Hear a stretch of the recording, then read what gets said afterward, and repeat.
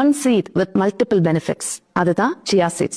இந்த chia seeds நம்ம 1 or 2 hours soak பண்ணி அதை ரெகுலரா நம்ம டயட்ல கலந்து எடுத்துட்டு வந்தோம்னா நம்ம உடம்புல இருக்க சுகர் லெவல் நல்லா மெயின்டைன் ஆகும். So this is very good for diabetic patients to manage or control their sugar level.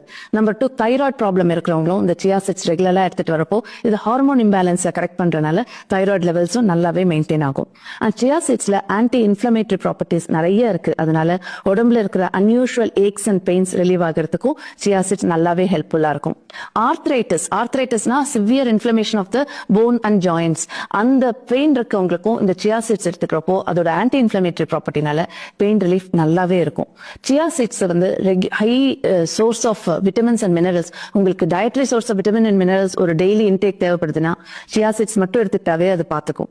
அடுத்தது இட்ஸ் அ ப்ரீபயோட்டிக். அதாவது நம்ம கட் பாக்டீரியா கவுண்ட்டை நல்லா இம்ப்ரூவ் பண்ணி கட் ஹெல்த்தை பார்த்துக்கிறனால மோஷனும் ஃப்ரீயா போயிடும். குட்